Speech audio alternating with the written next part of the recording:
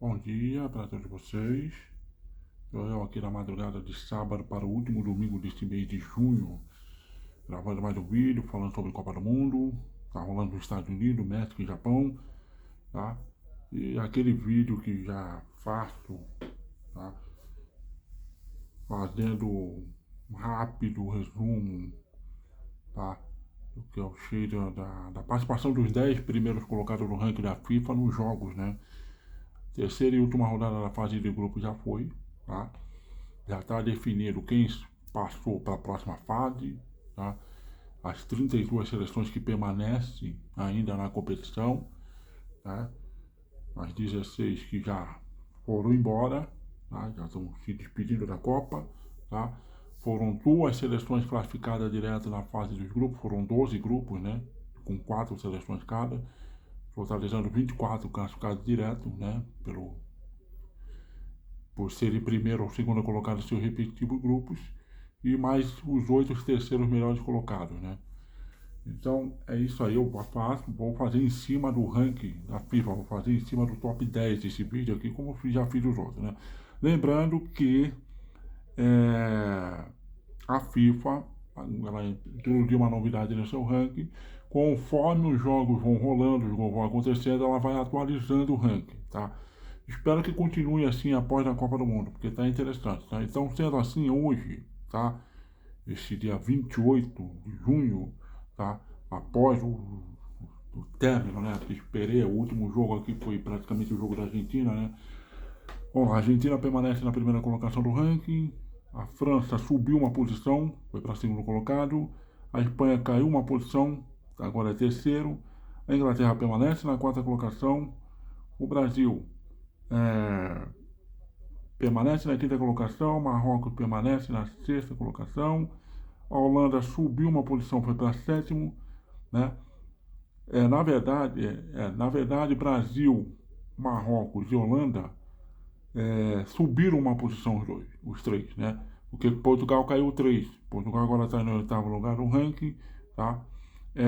México subiu 5 posições, está na nona colocação, justifica porque o México foi uma das 3 seleções que terminaram a fase de grupo com 100% de aproveitamento, então justifica, né? E a Bélgica que voltou a cair uma posição, está na 10ª colocação do ranking, e a novidade aqui que a Alemanha, né, que perdeu de virada na última rodada para o Equador, né, por 2-1, um grande resultado do Equador, né? O Equador conseguiu garantir vaga na fase 16 avos finais, né? A Alemanha momentaneamente está fora do top 10, tá? Pode até voltar se na próxima fase for para se classificar para as oitavas finais e de repente conseguir fazer isso nos 90 minutos, tá? Então vamos lá, vou falar da Argentina, tá? Que é a primeira do ranking, tá? Vou falar rapidamente aqui da Argentina. Vamos lá, primeira do ranking, a Argentina hoje ferrou a fase de grupos, tá? Enfrentando a seleção da Jordânia, tá? Então o Leonardo Scaloni já tinha dito ali, né, numa entrevista coletiva, que ele ia poupar alguns jogadores. Um deles foi o Messi, né? Não ia sair jogando com titulares, né? Com todos os titulares, saiu com alguns, né? Então a linha de ataque ali, tá? Ele colocou o Julian Álvares e o Lautaro Martinez. Os dois não estão vindo bem, né? O Julian Álvares não vem de uma boa temporada no Atlético de Madrid, assim como o Lautaro também. Parece que a camisa da seleção argentina, ela pesa, fez o chumbo, tá? Não me lembro do Lautaro Martinez ter feito assim uma grande partida com a camisa da seleção argentina, tá? Tem começado o jogo como titular ao lado do Messi, mas parece que se encolhe na presença do Messi, né? Enfim, tá? E alguns outros jogadores aqui entrou, né? O Lo Celso entrou, né? Saiu jogando. O Nico Paz, né? Que é uma sensação lá do time do Como da Itália, também saiu jogando, sabe? Para dar, enfim, né? O Simeone, o filho do técnico do Atlético de Madrid, o Simeone, né? Que joga lá, né? Enfim, a Argentina saiu. Os dois gols da Argentina saíram praticamente de bola parada, né? No primeiro tempo, a Argentina acabou vencendo por 3-1, né? Tá, o Lo Celso fez um bonito gol de falta, né? barreira montada pelo goleiro, o goleiro se esconde atrás da barreira, né? Facilitou na cobrança de falta, né? E aí teve um pênalti no final do primeiro tempo, né? O Lautaro pediu para bater, foi lá, bateu, fez 2-0, né? Então, e, enfim, não foi um jogo, foi um jogo que a Argentina levou bem, sabe, no banho-maria mesmo, não quis correr muito risco, né? Tomou um gol da Jordânia ali no segundo tempo, né? E aí o, o técnico da Argentina, né? Qual é o nome dele? O Leonel Scaloni, ele, pela primeira vez, ele promoveu a entrada do Flaco Lopes, né? O atacante do Palmeiras, né? O Flaco Lopes foi reserva nos 2 primeiros jogos, né? E entrou agora no segundo tempo, né? E também promoveu a entrada do Messi, né? Os dois entraram no lugar dos dois atacantes lá na frente, né? O Messi acabou fazendo o terceiro gol cobrando falta, né? No contrapé do goleiro, né? Chegou a inacreditáveis em 3 jogos, 7 gols, né? Nessa Copa, tá? 7 ou 6. Deixa eu confirmar aqui, tá? Quantos gols o Messi chegou nessa Copa do Mundo, tá? Calendário, classificação, artilharia, não, chegou a 6 gols, tá?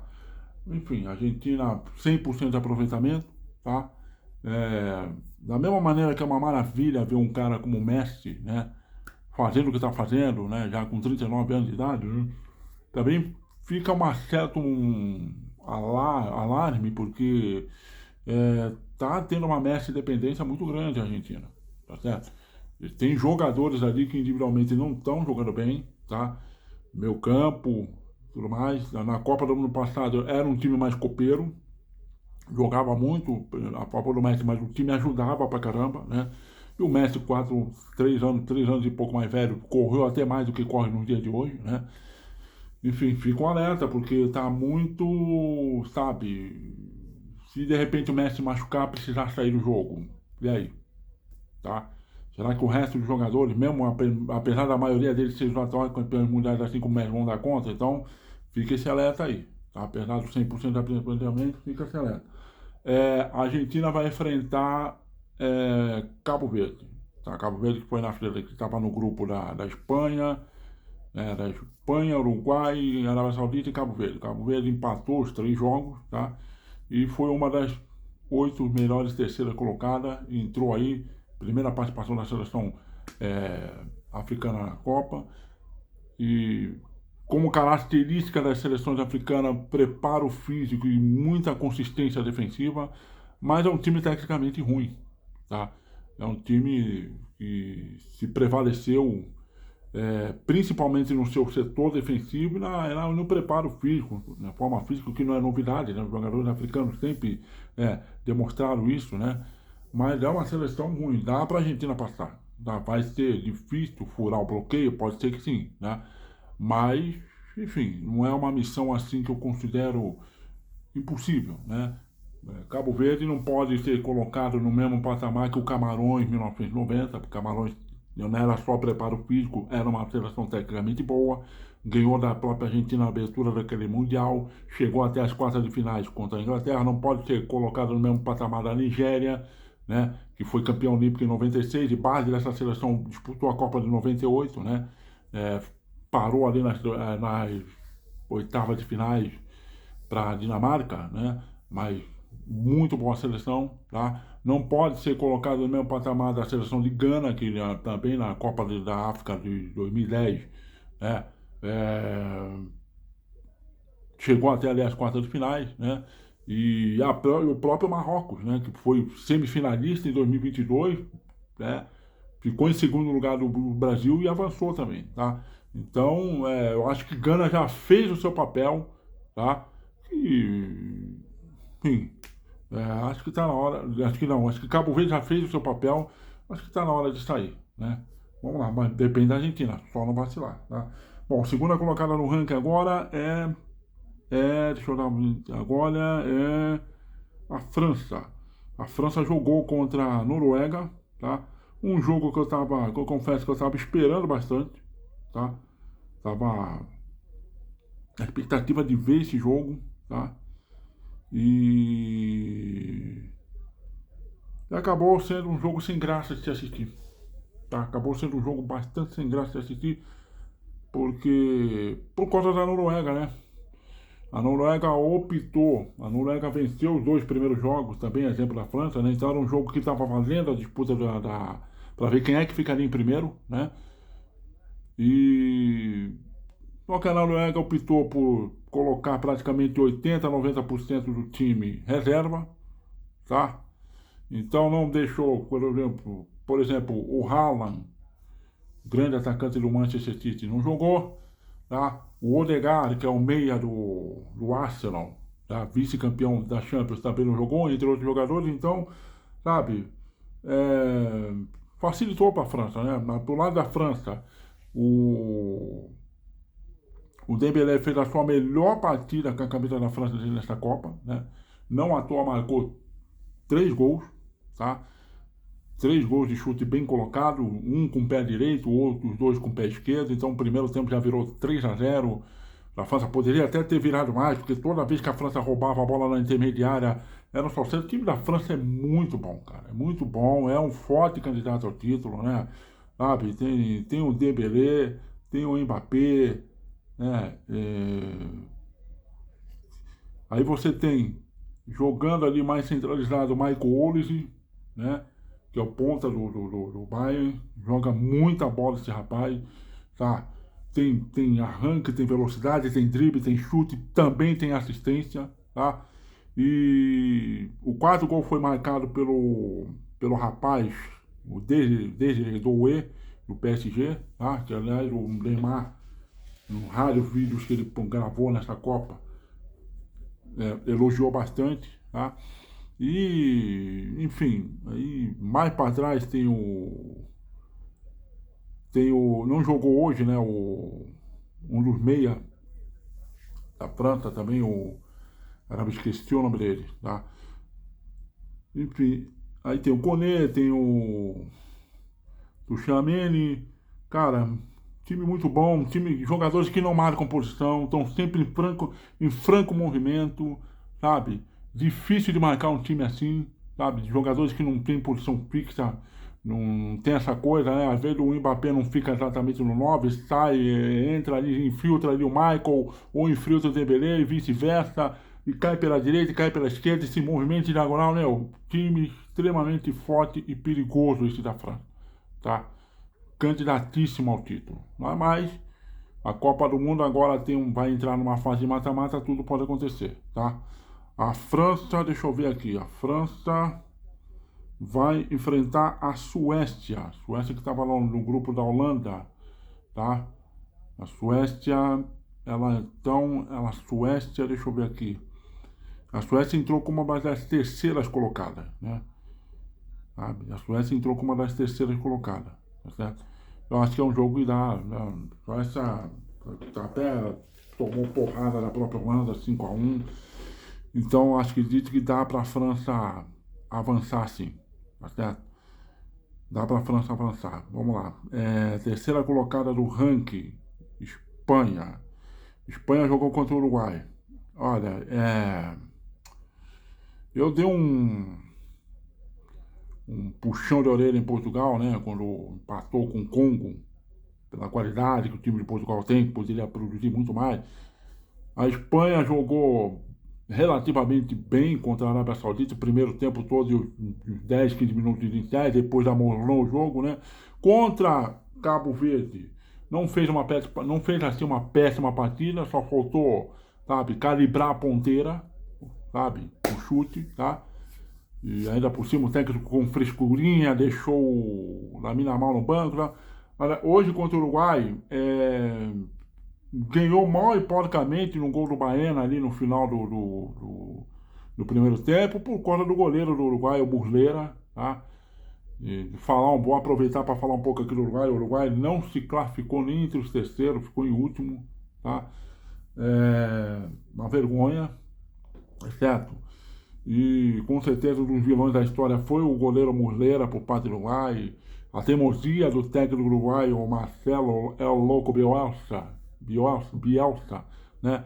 Em escalar um goleiro que já havia se aposentado em 2024, voltou e bancou ele na seleção de novo, mas que é a quinta Copa, acho que desde a Copa da África, que o Muslera é goleiro uruguai, e sempre cometendo falhas, né?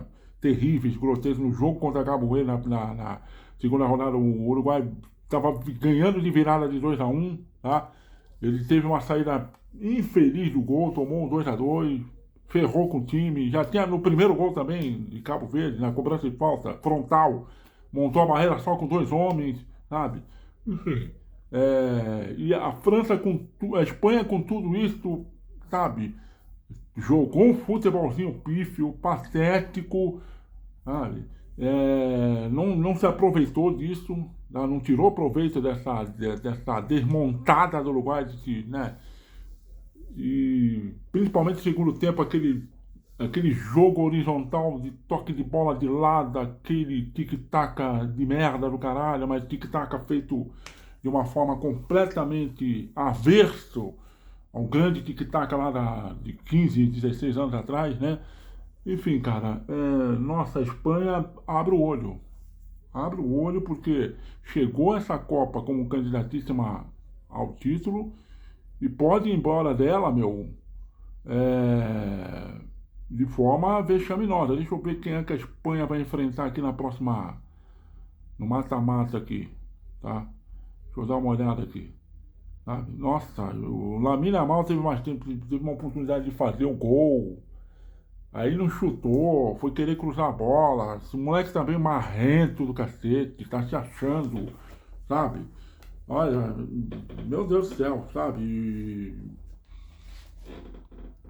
Cara, a Espanha tem que tomar cuidado, sabe? Tem que abrir o olho, porque não tá, sabe? Hoje jogou um futebolzinho, não. Nessa última rodada jogou um futebolzinho muito abaixo. Não tem feito uma grande Copa do Mundo, tá? Verdade é essa, tá? Então tem que ficar esperta, tem que ficar muito esperta porque, sabe, a Espanha vai pegar a Áustria, tá? Na próxima rodada da Copa do Mundo, tá certo? Dá para passar, mas, né? Todo cuidado é pouco, tá certo? Todo cuidado é pouco. A Áustria foi segunda no seu grupo, né? Não está na relação dos terceiros aqui. Bom, vamos lá. Esse vídeo aqui eu vou até o quinto colocado e depois, né, faço do sexto em diante, no próximo vídeo. Quarta colocada, permanecendo na quarta colocada do ranking, a Inglaterra. A Inglaterra jogou contra o Panamá, tá? O primeiro tempo da Inglaterra não fez tudo bem, a prova. O que há de se elogiar no técnico inglês é que ele não ficou nessa de querer poupar jogador, aliás, nem podia, tá? Se pretendia ficar em primeiro lugar. Talvez se tivesse ganho o jogo acho que foi contra uma seleção africana, foi contra a Gana, tá? Talvez ele até fazesse isso agora contra o Panamá, mas como empatou, então ele tinha que jogar com a força máxima para assimilar a primeira colocação, tá? Então foi isso, tá? Porque senão provavelmente era outro técnico também que ia nessa de, tá garantido, ainda mais pelo regulamento, pelo critério de desempate que a FIFA implantou nessa Copa do Mundo, tá? Que o primeiro critério de desempate é o confronto direto, tá? Não é mais o saldo de gols ou gols pró, tá? Então isso fez com muitas seleções que ganharam os 2 primeiros jogos praticamente colocasse o time misto, reserva no terceiro jogo, porque não correria o risco de perder a primeira colocação. Mas daí não foi o caso da Inglaterra, né? Ela teve que ir, ela perdeu 100% de aproveitamento, então teve que ir com força máxima para cima do Panamá. O primeiro tempo sofreu com falta de criatividade, aliás, a criatividade para furar barreiras adversárias, as grandes seleções não estão conseguindo demonstrar. É aquela Copa do Mundo da pressão alta, da roubada de bola no meio de campo e a estilingada rápida para chegar no gol, né? Não está tendo tanta criatividade assim, mas, lógico, fica aqui o resultado que a Inglaterra sofreu com a falta de criatividade no primeiro tempo e no segundo tempo, através da bola parada, né? Cobrança de escanteio, né? O Bellingham fez 1-0, depois numa bola alçada na área, o Harry Kane, né? Grande artilheiro, já falei dele aqui, gosto dele pra caramba, né? Fez o segundo gol, 2-0, e a Inglaterra confirmou, tá, a primeira colocação no seu grupo, tá? Deixa eu ver quem é que a Inglaterra vai pegar aqui na próxima fase, tá?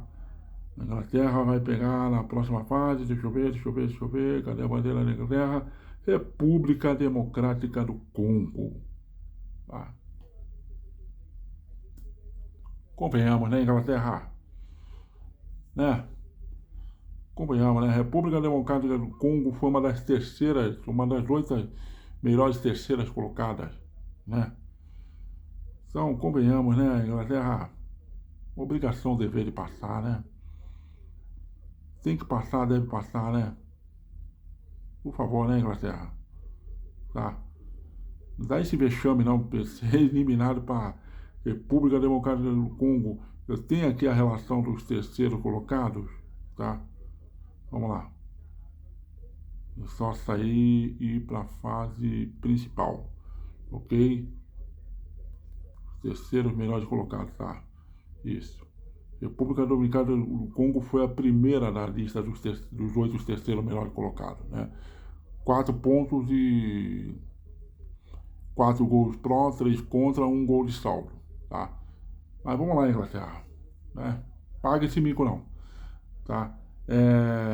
Vamos lá, quem é a quinta colocada do ranking? A quinta colocada do ranking agora é o Brasil, é isso? Deixa eu ver aqui, tá? Abril é o Brasil, tá? Bom, já fiz o vídeo falando do jogo do Brasil contra a Escócia, né?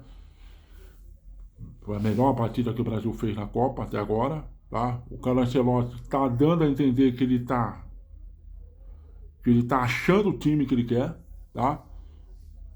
Muitos podem compreender como 4-4-2, o esquema que ele montou, ou pode compreender como 4-1-2-1-2 ou 4-3-1-2. Acho que o 4-4-2 faz mais sentido porque tem um losango montado ali no meio de campo, né? Isso é uma coisa que eu não falei no outro vídeo, né?